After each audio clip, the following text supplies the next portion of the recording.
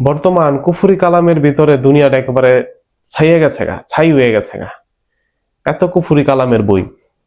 যদি আপনার এলাকার ভিতরে আপনার জানা থাকে যে ওই লোকটা, ওই তান্ত্রিকটা কুফরি কালাম করতেছে, এরে আপনি শায়েস্তা করবেন কিভাবে বলেন? এর জন্য একটা সঠিক রাস্তা আপনাদেরকে দিতেছি। দেখেন, ওর কিন্তু শরীর বন্ধ করে রাখছে।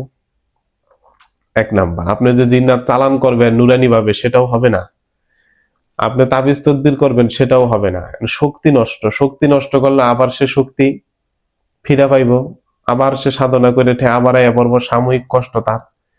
একটা হইলো গাছের উপর দিয়া কাটা, আরেকটা হলো গাছটার একেবারে শিকড় সুদ্ধা উড়ায় ফেলা। তো এই সমস্ত জাদুটোনা কুফুরি কালাম শিকড় সহ উঠাই ফেলতে হবে।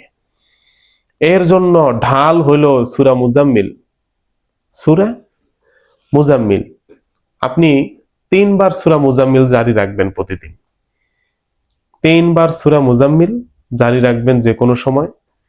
পড়ার পরে আপনি বলবেন, আয় আল্লাহ পাক রব্বুল আলামিন, অমুক ব্যক্তিটা কুফরি কালাম করতেছে, আমি জানি মানুষের ক্ষতি করে, আমার থেকে তুমি ভালো জানো। এই সূরার শক্তিতে তুমি আল্লাহ ওরে শিকড় থেকে উঠাই ফেলো, একবারে ওর জীবন অন্ধ হয়ে যাবো, আর কোনো কিছু কাম হবে না। এটা আপনারা বেশি বেশি করবেন। সূরা মুজাম্মিলের রাজ ও নিয়াজ যদি আমি এখানে বলতে থাকি, সময় যাইবো গা, অনেক কথা বলা হবে না। ইনশাল্লাহ একদিন বলবো।